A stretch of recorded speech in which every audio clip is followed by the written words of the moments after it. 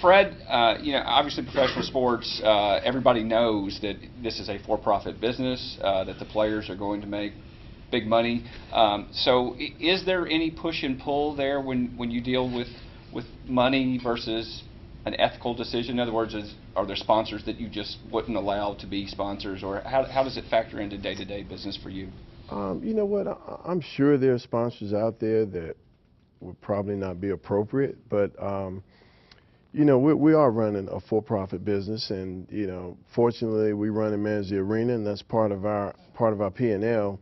But ultimately, when you have a league where the average salary is $5 million a year, you've got to get a lot of revenue in the door, because a lot of French fries. We have 15 players on our team, on literally every team, and the business model is real simple. We're selling seats, we're selling suites, and we're selling sponsorships, and as a part of that, we've got signage in the arena and so forth, and we run and manage the arena. So we literally are trying to canvass the community, trying to find as many corporate sponsors as we can.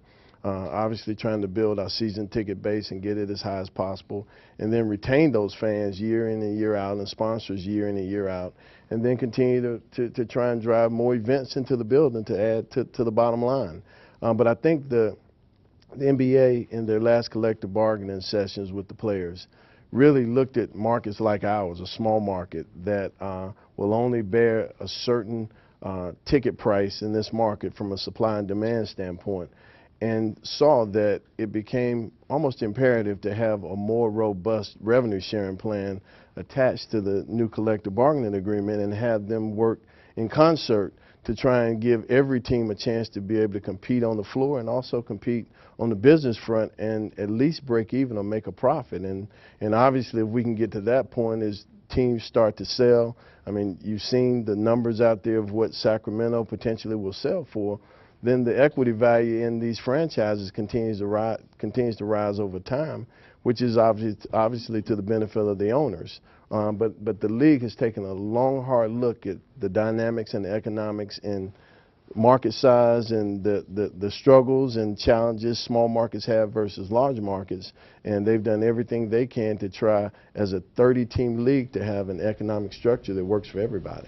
I think if there is an ethical concern for sports fans beyond, if you get into performance-enhancing drugs or something like that. But I think from the business side, I'm sure you hear fans say, well, wait a minute, why do these guys have to make an average of $5 million a year? Why do the tickets have to cost X, Y, or Z? What do you generally say when you field those questions? Well, it's really all based around the revenue that's generated. The salary cap and the luxury tax threshold are all built into a formula that are based on the revenue that's driven. And a lot like what Peter was speaking about on media rights, when you've got a team like the Lakers that have a $150 million a year local TV revenue deal, that's part of what has to be split between the owners and the players. And again, I think the global question is, how do you take 30 teams in different size markets that have completely different ticket price structures, completely different local TV structures, and make it all work so that everybody has the opportunity to compete for a big name free agent and also have a chance to turn a profit every year. But to speak to the point that you're getting at, where there's that push and pull, where I would think that would come into to play more than anything at the professional level, is when teams have to decide if they're going to sign a player that might have a checkered past. Right. I mean, that's where the ethical stuff comes into to be, right? Yep. Because if he's got a reputation and he can play, and he's just what you need, now you're at a risk-reward situation. And you have to do your diligence to try to figure out if it's worth the risk, because the upside could be so big, right? Is that right. a good example? That is, and guess what? The downside can be so big. And so, part of our overall evaluation, even going into the draft, is to do extensive background checks on literally every player that we potentially may draft, and start talking to people that have known these young men from the time they were in elementary school all the way through college to be able to gather as much intel, because not only do you want to have a player that's very talented on the court, you want to make sure they're going to be a great brand builder for your team in the community as well. And so to Peter's point, that part of it becomes a huge, issue in trying to make a decision. Am I going to sign a guy, not sign a guy, re-sign a guy, not re-sign a guy, or draft a guy and not draft him? And what's the public reaction going to be when you sign that person? Are they going to stay away? When we had the whole steroid thing going on, the fans were going to the parks in droves because guys were hitting the ball out of the park. And so everybody got swept up in that. And now everybody's looking around going, oh, he's a bad guy, he's a bad guy. Well, wait a second. When Barry Bonds was knocking balls into McCovey Cove, everybody was talking about how great he was. Now, everybody could see that he looked different than he did when he played with Pittsburgh. When Barry Bonds started playing with Pittsburgh, he was this thin. He was 185 pounds and a five-tool guy. Could run like the wind, could play defense and steal bases and hit home runs. And then he went to San Francisco and he looked like a totally different guy. And everybody was like surprised, right? So when you talk about the ethics of sport, you can't tell me that not someone in Major League Baseball or the clubs knew what was going on. Well, now the restaurants in San Francisco are a lot better than Pittsburgh. So that could have been. Yeah, but you can't get fat on seafood. Let me just add one thing to Peter's point that I think is important. The culture that pro organizations have built will oftentimes allow them to take chances on players that have checkered past, like a San Antonio. San Antonio. The Bulls, when Michael and those were there, the Lakers with Kobe as a leader, are strong enough and have built such a great culture that they may take a player with a checkered past, and that player has to fall in line or they'll very quickly part ways with them. And so I think that's one piece that has to be looked at when you talk about taking a chance. You would know better than anybody, but my understanding was when Dennis Rodman went to the Bulls, that Michael Jordan told Dennis Rodman, this is my team, don't mess it up or you're gone. You're exactly right. So if you do what you're supposed to do, we're going to win some championships, but don't mess it up.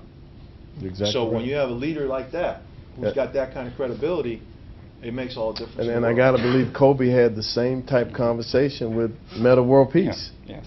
And he's fallen right in line. You haven't seen any issues. He's become what they need to be as a player. And I think that's important. And everybody who doesn't listen goes to the Oakland Raiders, and so that's. Let's talk about another sort of bastion of character, our friend Charles Barkley, who hopefully everyone in this room is old enough to remember when Charles Barkley said he did not want to be a role model. He went even better and got a Nike commercial out of it, which is always good, particularly for Fred. What do you think about this issue of role models that comes up over and over again when we hear the hand-wringing of parents saying, oh no, Derek Jeter has done something wrong. What will happen to the children? What do you think? How important is it? It's very important. And, let's face it, Charles knew then he was a role model, and he knows now he's a role model. But, our players, fortunately, really embrace being role models. We've purposefully tried to turn our games into a family environment. We're encouraging the kids to come out and enjoy the games, and nothing thrills me more than to see the kids line the tunnel as our players are running off and high-fiving our players. But, from our owner throughout our whole organization, there's a strong belief that we have to be involved in our community. We have to do great things in our community. Our players love and embrace that obligation, and I think that helps make them be role models. And they understand why they're making an average of $5 million a year, and they're thankful for that. And we're fortunate that we have great guys that appreciate that. Some teams aren't that fortunate. And for me, when Charles said that, he's really a smart guy, and he likes being provocative. And if you really went into more of the quote, what Charles was really saying is, I don't want to be your role model for your children. You should be your role model for your children. Yeah. Right. What he was saying was he wanted the parents to sit at the dinner table at night and counsel their kids about making choices and pointing out what behavior is appropriate and what's not, holding their own children accountable when they do things that they're not supposed to do.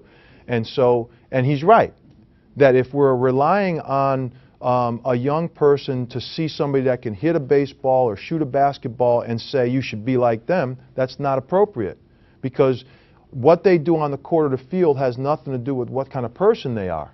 And when we think about a Michael Kidd Gilchrist being 18 when he's drafted and 19, he's still growing up.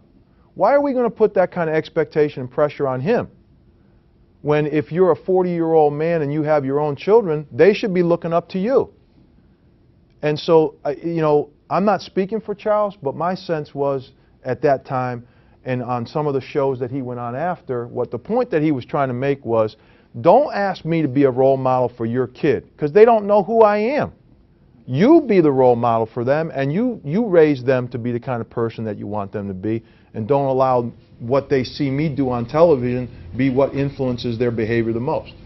Now, we'll note in my example, I implied that the squeaky clean Derek Jeter might have gotten in trouble, and you being a Boston guy did not stop me. No, you were happy to just let it go, right? No, I didn't pile on. But it is interesting that Derek's one of my guys. I was going to say. I do find I think there's a lot of Boston fans who have had a hard time rooting against the Yankees because of the types of people that they've had on that team. Mariano Rivera, Derek Jeter, those are hard guys to not like. You know, it's really interesting. The evil empire doesn't seem so evil when you have Derek Jeter as the face of the franchise.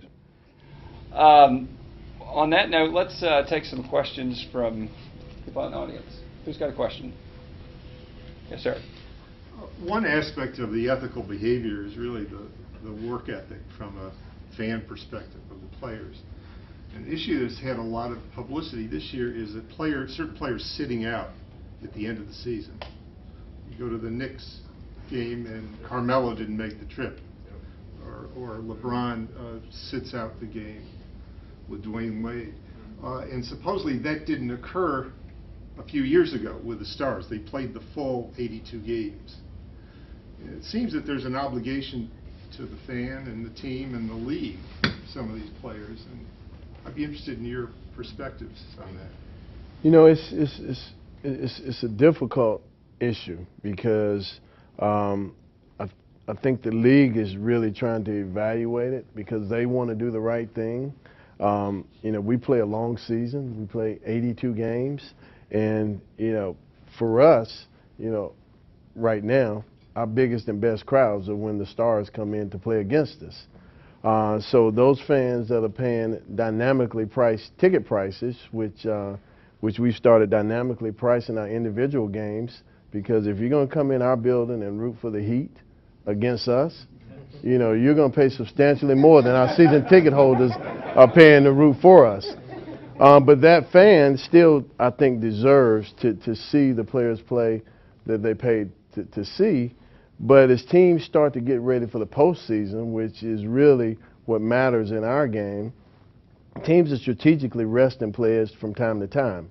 Now, the league took a strong stance when San Antonio left 4 of their starters at home to go play, I think, in Orlando, or I think it was in Miami. But guess what? They were within a basket of winning that game. But again, you know, to a certain extent, it does take away from the enjoyment of the fans. I know Michael and I were talking about it the other day, and he used to play every preseason game at least 15 or 20 minutes because he knew that if the Bulls were going to play in Kalamazoo, that the arena was being packed because they wanted to see him out on the floor, and he had that commitment personally to be out on the floor. So it's a difficult balance because players are trying to rest and get ready to win 16 more games in the postseason after playing 82 games during the regular season. And it's not always clear that it's the player's decision. You know, that was Popovich telling his guys to go home. Right. Because I think if he had left it to the players, they'd go play, especially against the Heat. Right. You know, they want to see how they stack up. So, you know, every once in a while, a veteran player may tell a coach, I'm out of gas, and you need to, you know, keep my minutes to a minimum or whatever. And I think the coaches would appreciate that because the guy knows his body better than anybody. But at the end of the day, that's a coach's decision. And so I think, you know, people just need to keep that in mind, that it's not the players. And you know, just to put it in perspective, you know, we go to training camp October 1st. You know, we have 8 preseason games between October 1st and October 31st. from November 1st to April 15th, we cram 82 games in per team. So some weeks we've got 4 or 5 games, back-to-backs, and not back-to-backs at home. Play at home one night and fly to, Denver and play there the next night. And so, particularly as players get older and their bodies start to age, they start to break down, and a lot of times they're trying to conserve energy and their bodies for the playoffs. Well, yeah, I was going to say, particularly late in the year, you're gearing up for possibly a 2-month playoff. Yeah. And the playoff games are a lot more intense, a lot more physical. And, every play down the court is being defended. And so, the teams that legitimately think they've got an opportunity to go further in the playoffs are, resting players here and there to try and save some of their gas. Fred, you're not implying that players don't play defense as hard as the regular season. No, I'm not implying that at all. Who else has a question? Yes, ma'am. I would like to know what exactly are sport leadership careers. Great question. Well, you're looking at one right there. You're looking at another one right there. Well, it's a great question because so many of us were raised watching the athletes thinking that we wanted to be the next Kareem or whatever, and yet we didn't think that we might want to be the next coach of that team or the general manager of that team, to know the business side of it. So, Fred alluded to the fact that there's a operations or business side to their business that he's the president of, and then there's the basketball side of it that somebody else manages, the draft and the players and the coaching staff and all that sort of stuff. There's so many different careers that can be created. People that do the marketing, people that do the community outreach and get the players into the community, the folks that work with the players on their own development off the court and help them continue their education once they're there, or prepare for the next career. So there's thousands and thousands of jobs in sport that have nothing to do with being on the field of play or on the court. And I'd like to first of all recognize this group of students here. For those of you that don't know, they're part of a group that our YMCA sponsors. It's called Y Achievers. And we just a month or so ago made a $200,000 donation to Y Achievers because we want to see these young people explore opportunities if they aren't quite good enough to be professional athletes. And part of our program is bringing 6 students in a year to intern with our company to learn other facets of the sports business, to decide if they really want to get into sports. If they have a love for accounting, as Peter mentioned, they'll work in our finance department for a summer. If they have an interest in marketing, they'll work in our marketing department. But literally every career that you can think of that you like and would enjoy, there's probably a role for that in sports, because literally every sports operation is a business. And so we have to have every business unit, just like U.S. Trust, to be able to operate and function and run a viable business and try to turn a profit for our own. Let's get a couple more. Yes, ma'am. Me? Yes, ma'am. Okay. I wanted to know, is there a specific number of players that you draft out of the NBA coming out of high school? Is there a certain number you can draft, or is it just whoever feel like they're the best can go and attempt to be in the NBA as long as they meet the requirements? Well, the rule has been changed now, and we talked about it a little earlier. You have to be out of high school at least a year before you're eligible to draft. But it becomes a little more complicated because, as Peter mentioned or alluded to earlier, a lot of the players now are global players, and they're coming from overseas. So almost half of the NBA draft now, and our draft is a 2-round draft. Each team has 1 pick per round unless they've traded their pick away. And so literally only 60 players are being drafted each year. And now that the game has become so much more global, probably only half of those are American-born and bred athletes. And so it's getting more and more competitive to get into our league, and that's the reason I think a lot of the owners would love to see the age limit raised a little, because they want to make sure when they make that investment, they made a wise investment rather than, again, just all on upside potential. And I heard a stat, or read a stat the other day in an article about the NBDL. Yes. That 45 to 50% of the players that are playing in the NBA had a stint in the NBDL. Yes, the NBDL That's amazing. has really become a great breeding ground for players that are right on the edge of being good enough to be in the league, but not quite good enough. If they are very serious about making it to the next level, they've got a great opportunity to develop, get a lot of playing time, work on their individual skills, and you know, almost every year, 50 or so guys are called up from the D-League, and they may bounce back down and back up, but eventually guys like Bruce Bowen, who had a great career, won 3 championships with San Antonio, you know, started in the D-League and played there a couple years before he ever got a real chance to be in the NBA. Let's take a couple more. Yes, ma'am. I have a question about... Sir, sorry. Okay, no problem. I have a question about student athletes and getting paid. It's been a hot topic for the last few years. A lot of people feel like mainly football players and basketball to an extent should get paid to play, but I kind of see like if they have a scholarship, you know, why get the pay for play? I just want to get you guys' thoughts on that. Yeah, I got lots of thoughts on that. and when you come up to school this summer, you'll hear even more of them. It's one of our students that'll be coming up to my class this summer. You know, there's a distinction between collegiate athletics and professional athletics, and the distinction is those that are professionals get paid to play, and it's their sole focus. And so it does come back to answering the question that I posed at the beginning of the segment. What business are we in? We're supposed to be in the education business. And, you know, there are some schools that the tuition's over $50,000 a year. And so if a young person is on full scholarship to go to that school, over the course of 4 or 5 years, that's $250,000 in value. And the issue is, are you taking full advantage of it? So I'm not one of those that thinks athletes should be paid.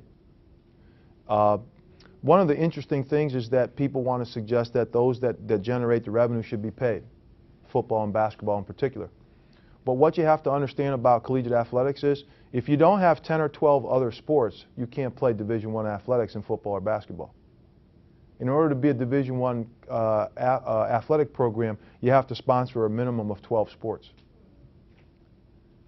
So the swimming team and the field hockey team and the volleyball team, they may not generate revenue, but they're allowing the basketball and the football team to generate revenue at the Division I level, because by them being there and participating at Division I level, the football and basketball qualify to be Division I. So nobody wants to talk about that. They just want to talk about, well, the football and the basketball is generating revenue. Well, if you didn't have a Division I program, you wouldn't be able to play at that level. So if you want to play the athletes, then let's stop hiding behind the facade of education and just go to the European model. Go to the club sports model. So everywhere else except North America do we link collegiate athletics with higher education. Everywhere else, you could play for Barcelona in professional soccer and be a part of their club from the time you were 10 years old. And they'll invest in your development, but they have the rights to you when you get old enough to play in the Premier League level of soccer. And they'll sign you to a contract and you'll play. Now, if you decide you want to go to college, you can go to college when you're not playing. It has nothing to do with, there's no eligibility issues or any of that. The only country that does that is the U.S.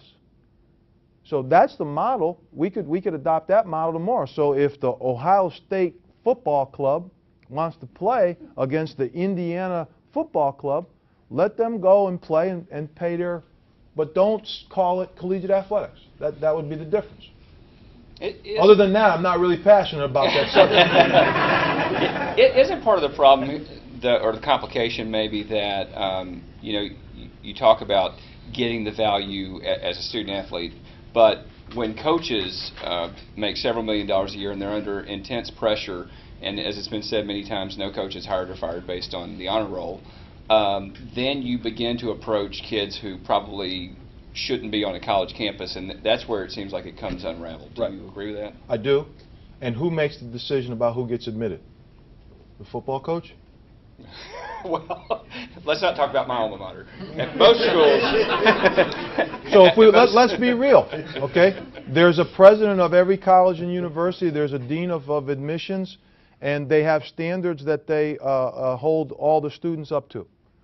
So if that young person, despite how far they can throw a football, if they're not prepared to do the work, don't admit them. But the other side of that is when the football coach doesn't win enough games, Right. don't fire him. Right. 'Cause that's part of the issue. We talk out of both sides of our mouth. So that I've been railing about that for 20 years. I can't say to my coach that I want you to do it the right way and recruit the right kind of people that will represent the institution the right way and comport ourselves the right way, and then when he doesn't win enough games, I fire him. It doesn't mean anything. And so instead, what I've said to our coaches from the very first staff meeting that I ever had is that you'll have more issues with me based on the student-athlete experience and how we treat the student-athletes than you ever will about how many games you win. We have to be there at the behest, on their behalf. Whatever we do should be on behalf of the student-athlete, not at their expense. And if I've had issues with coaches, it's because I felt like they were trying to win at the expense of the student-athlete. Let's see if we can get him off the fence with the final question. Yes, sir. What will you do if Ed O'Bannon is successful in that lawsuit? Yeah.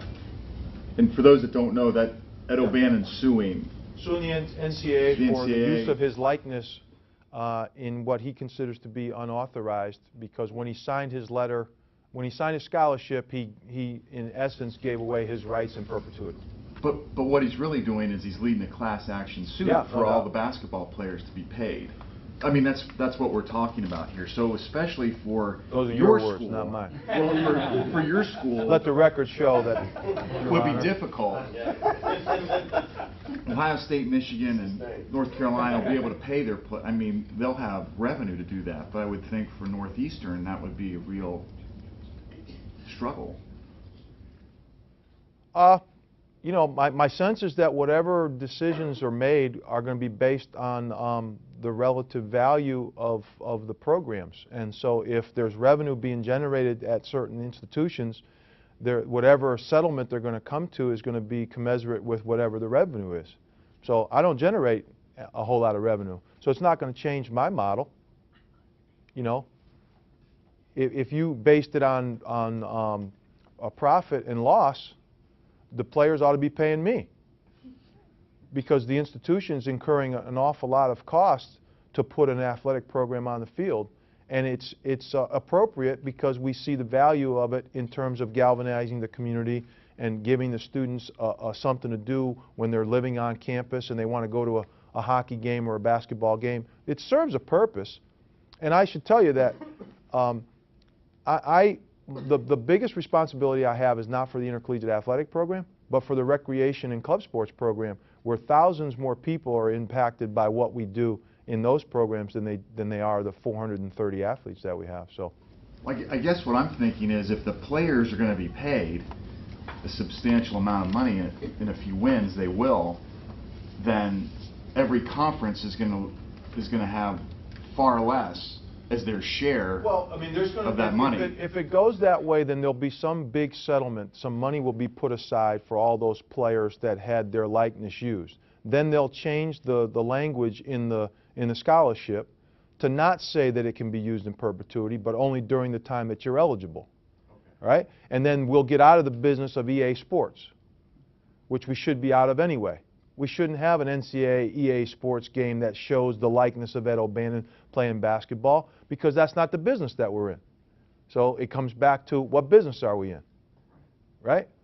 We got $1 billion television contract. What the hell do we need another $20 million from an EA Sports game? I just see NBA locker rooms filled with guys going, man, I got to repay my basketball loan. With that, let's thank these gentlemen and hand it over to Cheryl.